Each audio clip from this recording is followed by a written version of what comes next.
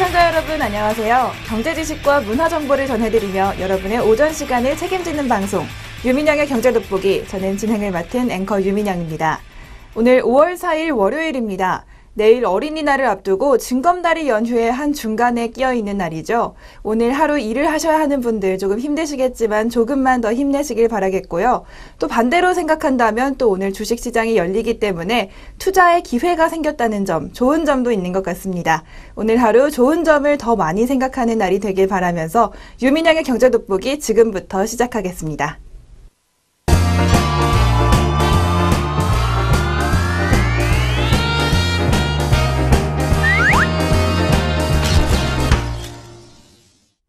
첫 순서는 최신 경제 이슈를 빠르고 깊게 들여다보는 시간, 동향돋보기 시간입니다.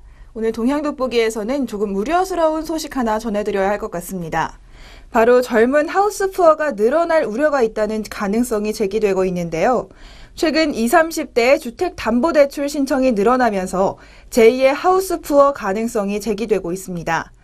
과거 기성세대가 만들어 놓은 투기 목적 중심의 부동산 시장 풍토 여파가 젊은 세대에게 고스란히 대물림될 수 있다는 우려가 나오는 상황입니다. 업계에 따르면 KB국민, 그리고 신한, 우리, 하나은행 등 4대 시중은행의 주택담보대출 중 39세 이하의 대출 잔액이 2014년 2월 44조 4천억 원에서 올해 2월에는 54조 8천억 원으로 1년 새 23.6%나 급증하는 등 젊은 세대의 대출이 많이 늘어났습니다. 이런 증가세는 40대가 11.6%, 50대가 7.9%, 60대가 77.7%의 증가율을 보인 것에 비하면 20%가 넘는 수준, 굉장히 높아 보입니다. 올해 3월 기준으로 시중은행이 보유한 주택담보대출 잔액은 418조 4천억 원입니다. 이 중 가계부채 총액의 약 40%를 39세 이하 젊은 층이 차지한다는 점을 고려할 때 시사하는 바는 더 크다고 할 수 있습니다. 전체 가계부채도 이미 위험 수위를 넘어섰죠. 2013년 말 기준으로 가처분 소득 대비 부채 비율이 무려 164%입니다. OECD 평균이 136%인데요. OECD 회원국 가운데 최고 수준을 기록하고 있습니다. 그나마 지금껏 부동산 시장이 버틸 수 있었던 것, 사상 최저 수준의 금리 덕분인데요. 이렇게 불안한 부동산 시장을 낮은 금리가 지탱해주고 있는 모습이었습니다. 하지만 미국 중앙은행인 연방준비제도가 올해 하반기부터 2017년까지 단계적으로 금리 인상을 예고했기 때문에 우리나라도 향후 인상이 불가피할 전망입니다. 그렇다면 재무 상태가 기성세대보다 빈약한 젊은 세대가 늘어나게 되는 이자를 감당하지 못하고 주저앉을 가능성이 더 커질 것으로 보입니다. 실제로 현대경제연구원이 발표한 전월세 보증금 보정 추이 분석 보고서를 보면 중위소득 50% 미만인 저소득층 가구의 주거비 부담은 지난해 41.4%로 굉장히 높게 나타났습니다. 평균치가 34.5%인 것과 비교하면 저소득층일수록 전체 소득에서 주거비 부담이 더 높다는 겁니다. 부동산 업계 한 관계자는 정부의 저금리 정책으로 자금력이 녹록지 않은 30대가 대거 부동산 매매 시장에 진입했다고 말합니다. 하지만 국내 경제 요건 등으로 집값 상승이 불투명하기 때문에 금리가 인상된다면 하우스푸어로 전락할 우려가 있다는 분석입니다. 상황이 이렇지만 최근 전세난 때문에 이 전세난을 견디다 못한 일부 젊은 세대가 주택 구매에 많이 나서고 있습니다. 따라서 서울 지역의 주택 거래량이 7년 만에 최대치를 기록하기도 했습니다. 매매 전환 수요자들이 상대적으로 가격이 저렴한 빌라나 기존 아파트 등에 관심을 돌리고 있다는 게 전문가들의 분석입니다.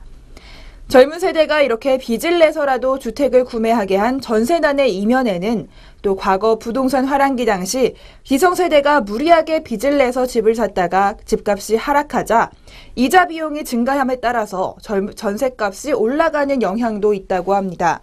이런 구조적 특성 때문에 기성세대의 부담이 젊은 세대로 전이되게 되어 있는데요. 실제로 2013년 6월 기준으로 집주인 4명 중 1명은 전세값을 올려서 빚을 갚은 것으로 나타났습니다. 이 비중은 2009년 말 4.3%, 2010년에는 9.3% 등 이렇게 낮았지만 2013년에는 26.8%로 늘어났습니다. 특히 전세난이 지속됨에 따라 정부는 빚을 권하는 정책을 쏟아냈습니다. 이 정책은 다시 전셋값 상승으로 이어지는 악순환의 고리를 형성했습니다. 가뜩이나 가계부채 문제가 심각한 상태임에도 전세대출 규모를 늘려서 위험을 더 키워놓은 상황인 겁니다. 김기준 새정치민주연합위원에 따르면 지난해 은행권 전세자금 신규 대출 규모가 전년보다 42%나 증가해서 16조 원을 넘어섰습니다. 잔액 기준으로도 지난해보다 25% 늘어난 35조 원에 육박했는데요. 현재 상황을 반대로 돌려서 일부 지방에서 나타난 역전세난이 서울을 비롯한 수도권 지역에서 발생한다고 가정하면 수요 급감으로 거래가 어려워져서 당장 보증금을 돌려줄 돈이 부족한 기성세대는 또 심대한 타격을 입을 수 있다는 분석도 나옵니다. 월세 역시도 전세와 기본적인 틀은 다르지 않습니다. 우리 부동산 시장은 젊은 세대와 기성세대가 서로 맞물려 돌아가는 구조이기 때문에 어느 한쪽에서라도 문제가 생기면 도미노식으로 연쇄적 반응이 나타날 개연성이 높습니다. 이런 탓에 자칫하다간 세대 간 갈등으로 번질 수도 있는 형국입니다. 전문가들은 우선 정부 정책이 수정돼야 한다고 입을 모으고 있습니다. 정부는 젊은 세대에 주택을 구매하라는 신호를 보낼 것이 아니라 다양한 임대주택 공급 방안을 마련해서 전세난과 집값을 모두 다 잡아야 한다고 말합니다. 또 현재 나타나고 있는 주택가격 상승이 오래가지 못할 것으로 보인다는 분석이 많은데요. 가계부채가 늘면 소비가 늘어나지 않아서 결국 주택가격 하락으로 귀결됩니다. 또 제2의 하우스푸어 문제가 발생할 가능성이 높은데요. 우리 경제의 최대 불안 요소, 뭐니 해도 가계부채입니다. 고위험군에 속하는 하우스푸어들이 스스로 집을 정리하게 할 수 있는 정책도 필요하다는 지적이 나오고 있습니다. 오늘 동향돋보기 제2의 하우스푸어 우려에 대해서 자세히 살펴봤습니다.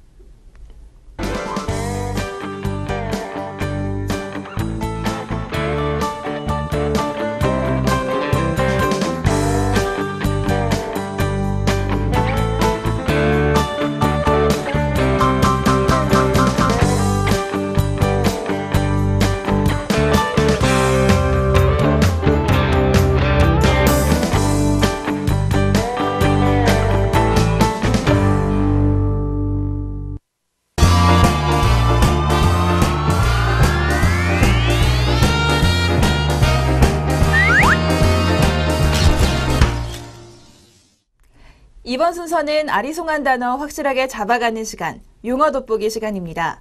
오늘은 화학업계에서 많이 쓰이는 단어입니다. 에틸렌에 대해서 자세히 알아보도록 하겠습니다. 먼저 에틸렌은 탄소 2개 그리고 수소 4개로 이루어진 분자입니다. 납사 혹은 나프타라고 불리는 것을 원료로 사용하고요. NCC로 알려진 정제시설에서 만들어집니다. 우리나라 다양한 화학업체들이 NCC를 가지고 있다고 많이 알고 계실 텐데요. 이 NCC에서 만들어지는 에틸렌, 범용성이 굉장히 커서 에틸렌을 염소와 반응하면 PVC의 원료인 비닐 클로라이드를 얻을 수 있고요. 물과 혼합하면 에탄올이 됩니다. 그리고 산소를 첨가하면 세제의 원료인 계면활성제도 만들 수가 있습니다. 그런데 이렇게 화학의 쌀이라고 불릴 정도로 범용성이 굉장히 큰 에틸렌 가격이 오르면서 최근 우리 화학업체들의 실적이 되살아나고 있다고 지적하고 있습니다. 하지만 에틸렌 가격 강세 여부에 대해서는 다소 시각차가 존재하는데요. 올해 2분기까지 이어질 것이라는 전망 속에 내년까지도 호조세가 이어지면서 화학업체 이익 개선에 도움이 될 것이라는 분석도 나오고 있습니다. 급작스럽게 폭락한 유가처럼 언제 에틸렌 가격이 급변할지 장담할 수는 없지만 전문가들은 대체로 에틸렌 강세는 올해까지는 계속 이어질 것으로 보고 있습니다. 일각에서는 내년까지도 좋은 전망을 내놓고 있는데요. 시스캠에 따르면 에틸렌 가격은 최근 4개월 연속으로 오름세 보여주고 있습니다. 에틸렌 가격 조금 더 자세히 살펴보겠습니다. 올해 1월 평균 톤당 858달러였던 에틸렌 가격이 2월에는 883달러, 3월에는 1084달러를 기록했습니다. 4월 3주차까지는 평균 1329달러를 기록해서 전월 대비 22.6%나 상승하는 모습이었습니다. 이렇게 에틸렌 가격이 쭉쭉 오르면서 국내 화학업계가 반색을 하고 있습니다. 에틸렌이 굉장히 활용도와 쓰임새가 많아서 수요처가 많기 때문인데요. 또 화학업체 실적 회복의 동력으로 작용하고 있습니다. 아울러 최근 에틸렌 가격의 상승세는 에틸렌 원료인 납사의 가격 부진과 맞물려서 화학업체에는 더 큰 호재로 작용하고 있습니다. 결국 원가는 싸지는데 제품값은 올라가고 있는 것입니다. 그래서 주가도 이에 반응하고 있는데요. 화학업종 대장주인 LG화학은 예상치를 상회한 영업이익과 에틸렌 가격 상승 등 호재로 최근 주가가 많이 오르고 있습니다. 특히 실적 발표 다음 거래일인 지난 20일에는 하루 만에 8.4%나 급등하는 등 최근 업계의 훈풍을 주가 상승으로 보여주고 있습니다. 더 자세히 살펴보도록 하겠습니다. 에틸렌 가격에서 원료인 납사의 가격을 뺀 금액, 에틸렌 납사 스프레드라고 불립니다. 이 수치가 커질수록 화학회사의 이익폭은 증가하게 되는데요. 다시 말해 스프레드가 증가한다는 것은 원료를 싸게 들여와서 가공품을 비싼 가격에 팔 수 있다는 것을 의미합니다. 블룸버그에 따르면 에틸렌과 납사 스프레드는 최근 초강세를 보이고 있습니다. 지난해 12월 톤당 274달러로 연중 최저치를 기록한 이 스프레드, 올해 1월에 다시 회복하기 시작해서 314달러를 찍었고요. 2월에는 447달러, 3월에는 571달러, 4월에는 795달러까지 쭉쭉 상승하고 있습니다. 지난해 평균인 469달러에 비교하면 69.5%나 급등한 것입니다. 업계는 보통 에틸렌 납사 스프레드가 400달러 선이면 긍정적인 수준으로 평가하고 있습니다. 그런데 현재 그 스프레드가 2배 수준인 800달러 선에 근접하고 있기 때문에 올해는 에틸렌 공급 우위가 지속될 것으로 전문가들은 내다보고 있습니다. 또 화학업계가 정기 보수 시즌을 맞아서 에틸렌을 비롯한 기초 유분의 공급이 부족해질 것이라는 전망이 많습니다. 이런 다양한 요인 덕분에 해당 제품들의 가격 강세, 2분기까지는 지속될 수 있다는 전망이 많습니다. 현재 국내 최대 에틸렌 생산 능력을 갖춘 LG화학은 대산 공장의 정기 보수를 완료했고요. 한화로 출범한 삼성토탈 역시 지난 11일 이후 정기 보수를 진행하고 있습니다. 또 여천 NCC는 다음 달부터 정기 보수에 착수할 예정입니다. 주로 3, 4년에 한 번씩 실시하는 화학업체의 정기 보수, 향후 업체의 생산 능력에 영향을 물론 미치지만 이 기간 동안 제품 공급이 이루어지지 않아서 가격이 상승될 거란 전망이 많습니다.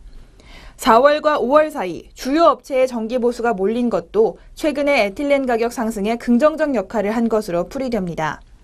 물론 정기 보수 이후에 에틸렌 공급이 늘어나면서 마진이 축소될 가능성도 있지 않을까 우려도 나오는 상황인데요. 하지만 에틸렌 생산 성비의 가동률 이미 높은 상황이고 조금 더 늘리는 것은 수요가 많기 때문이라며 적어도 2016년까지는 톤당 600달러 이상으로 유지될 것으로 전망하고 있습니다. 이렇게 산업의 쌀이라고 불리는 에틸렌 가격, 우리 산업에도 많은 영향을 주고 있는데요. 오늘 용어 돋보기에서 그 가격과 영향에 대해서 자세히 살펴봤습니다.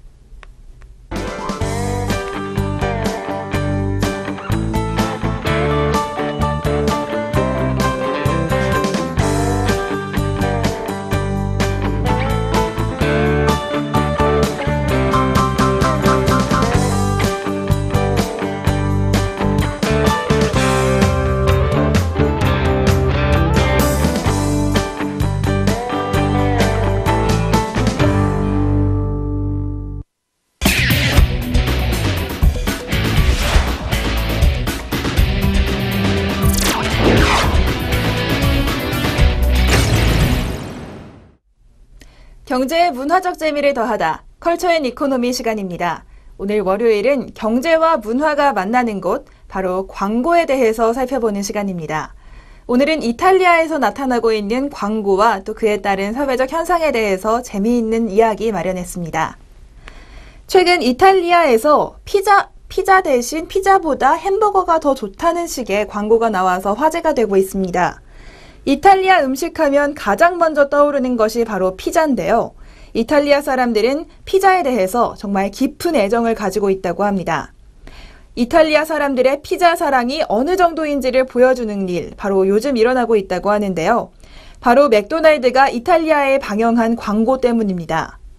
맥도날드의 어린이 메뉴인 해피밀에 대한 광고인데요. 이 광고에서 피자 가게에 둘러앉은 이탈리아 세 가족이 메뉴를 고르고 있습니다. 부모가 메뉴판을 보며 어떤 피자를 먹을까 망설이는 동안 피자 메뉴를 보지 않고 있던 어린 아들이 웨이터가 묻자마자 해피밀을 먹고 싶다고 외칩니다. 바로 해피밀이 피자보다 더 맛있다고 표현하고 싶었던 걸 텐데요. 장면은 곧바로 맥도날드 매장으로 바뀌고 밝게 웃는 세 사람의 모습에 당신의 아이는 의심이 없습니다. 해피밀은 여전히 4유로라는 이탈리아어 멘트가 겹쳐집니다. 바로 이 광고에 원조 피자 탄생지인 나폴리에서 분노의 목소리가 터져나오고 있다고 합니다. 나폴리의 유명 피자집 중 한 곳인 브란디의 공동 소유자인 에두아르노 파그나니는 처음 그 광고를 보고 어찌나 말이 안 되는지 웃지 않을 수 없었다고 말합니다. 자기들의 제품을 광고하려고 피자를 폄하했다며 그 광고는 부당하고 오해의 소지가 있다고 비판하고 나섰습니다. 이탈리아 어린이들이 피자보다 햄버거를 좋아한다는 생각은 신성모독이라는 이야기입니다. 이탈리아인들의 분노는 온오프라인을 통해서 퍼지고 있습니다. 나폴리의 한 블로거는 패러디 영상을 만들기도 했는데요.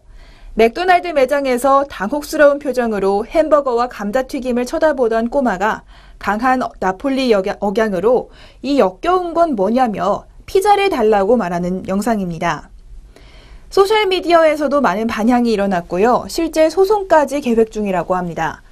원조 나폴리 피자연합회의 마시모 디 포르지오 부회장은 맥도날드의 이 광고가 지중해식 식습관의 상징에 대한 불명예스러운 공격이라며 연합회가 고소 절차를 밟고 있다고 밝혔습니다.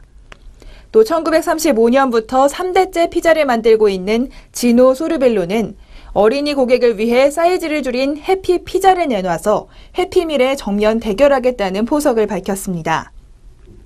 피자 업체들은 이탈리아계인 더블라지오 뉴욕 시장에게 나폴리 피자를 세계에 대변하고 홍보해달라고 요청하는 편지를 보내기도 했습니다. 이렇게 커지고 있는 큰 반향에 대해서 맥도날드는 피자를 폄하할 의도는 없었다고 해명하고 있습니다. 우리도 피자를 좋아하고 피자집에 간다며 나폴리의 피자 셰프들도 적어도 한 번은 맥도날드에 왔을 것이라고 말하고 있습니다. 하지만 이탈리아인들의 반발은 가라앉지 않고 있습니다. 이번 달 개막하는 밀라노 엑스포, 맥도날드가 공식 스폰서를 맡았는데요. 이 광고 논란 이후 일부 이탈리아 의원들은 맥도날드를 공식 스폰서에서 제외해야 한다고 말하고 있습니다. 이렇게 피자와 햄버거를 비교하면서 이탈리아인들의 거센 항의를 받게 된 맥도날드. 정말 문화적 특성을 잘 고려한 광고만이 소비자들에게 좋은 반응을 얻을 수 있다는 교훈을 주고 있습니다. 지금까지 컬처 앤 이코노미 시간이었습니다.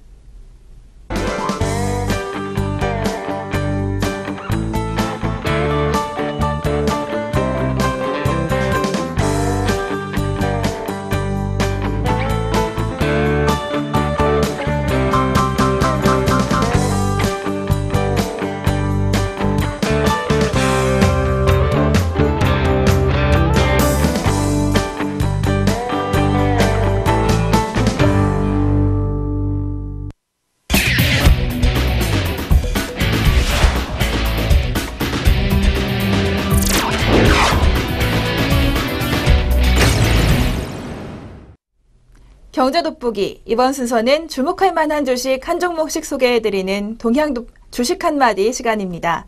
오늘 소개해드릴 종목은 CJCGV입니다.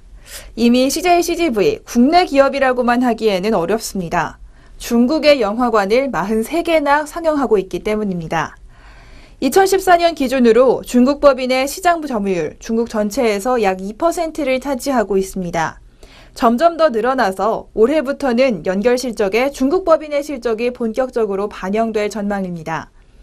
연결 대상인 영화관 수는 2013년 15개에서 작년에는 26개, 현재는 43개를 운영하고 있고요. 2015년 올해 중에는 53개까지 증가할 것으로 전망됩니다.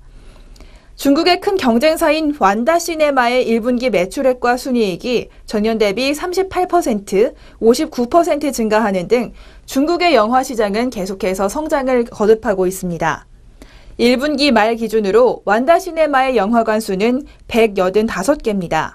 CGV의 중국 법인 영화관 수의 4.3배 정도 기록하고 있는데요. 완다 시네마의 시가총액은 13조 원을 상회하는 수준입니다. 이렇게 중국에서 점유율을 높여나가고 있는 한편 베트남 시장에서는 시장 점유율 47%를 차지하는 1위 사업자 지위를 이미 굳혔습니다. 이렇게 좋은 모습 보이는 이유로는요. 베트남에서는 시의적절한 시장 진출과 적극적인 확장 전략을 통해서 중요한 상권을 이미 선점한 상태입니다. 상영관들은 15년에서 20년 기간의 임대 계약을 이미 체결한 상태고요. 향후 입점할 영화관 역시 장기 계약을 목표로 하고 있습니다. 또 두 번째로는 베트남에서 영화 콘텐츠도 장악하고 있다고 합니다. CGV는 미국 헐리우드 영화사 메이저 제작사 6개사 중 4개 회사의 영화를 베트남에 독점 배급하고 있습니다. 또 베트남 내 확고한 브랜드 인지도를 보유하고 있는데요. 베트남에서 최근 많이 생겨나고 있는 쇼핑몰에서는 고급 이미지를 확립한 CGV의 입점 선호도가 굉장히 높다고 합니다.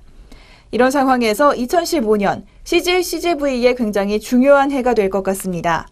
그간 논란이 되어오던 중국 CGV의 흑자 전환 여부가 올해 바로 명확해질 것으로 보이고요. 만약 성공한다면 최근 화장품 종목들이 그랬듯 중국발 실적 모멘텀이 긴 시간 동안 이어질 수 있습니다. 베트남 역시도 규모는 중국에 비해서 작은 수준이지만 초기 투자 국면이 끝나고 장기적인 안전성장기에 들어가면서 영업이익률 상승을 꾀할 수 있을 것으로 보입니다. 반면 국내 시장은 4월에는 비수기를 접어들었습니다. 중국 상영관 관객수보다 국내 관객수가 적은 날들도 많이 관찰됐다고 하는데요.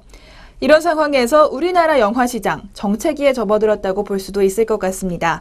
더욱더 해외 부문의 중요성이 본격적으로 주가에 반영되는 시기입니다. 중국 법인에서 흑자 전환할 수 있을 것인지, 베트남에서 영업이익률을 높여나갈 수 있을 것인지가 중요한 관전 포인트로 될 것으로 보입니다. 지금까지 CJ CGV에 대해서 자세히 살펴봤습니다.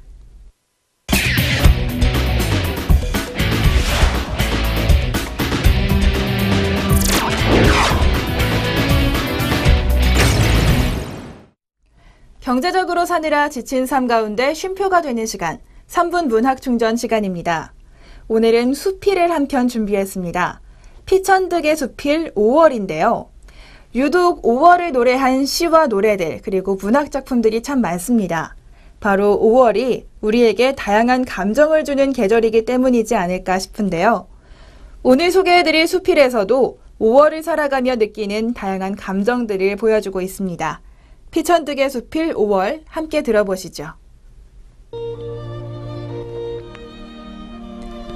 5월 피천득 5월은 금방 찬물로 세수를 한 21살 청신한 얼굴이다. 하얀 손가락에 끼어있는 비취 가락지다. 5월은 앵두와 어린 딸기의 달이요. 5월은 모란의 달이다. 그러나 5월은 무엇보다도 실록의 달이다. 전나무의 바늘잎도 연한 살결같이 부드럽다. 21살 나이였던 5월, 불현듯 밤차를 타고 피서지에 간 일이 있다. 해변가에 엎어져 있는 보트, 덧문이 닫혀있는 별장들. 그러나 10월같이 쓸쓸하지는 않았다.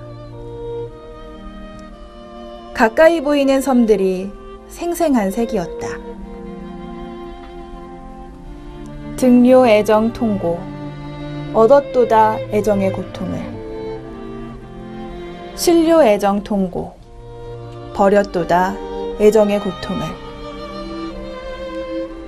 젊어서 죽은 중국 시인의 이 글귀를 모래 위에 써놓고 나는 죽지 않고 돌아왔다.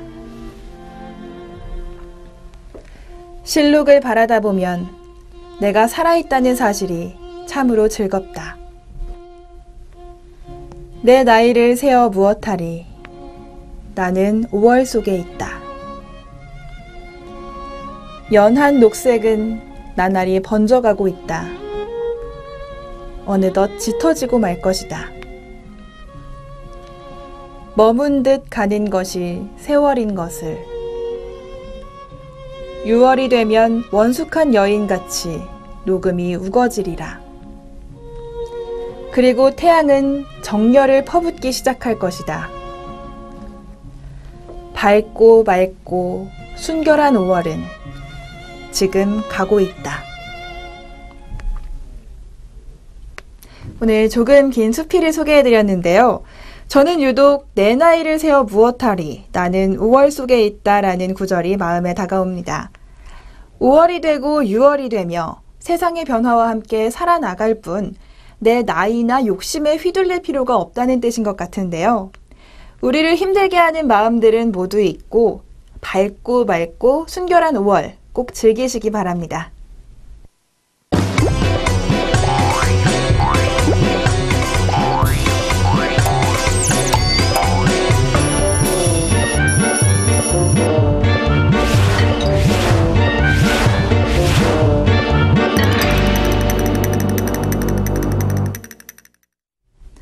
경제돋보기 오늘 준비한 소식 모두 전해드렸습니다.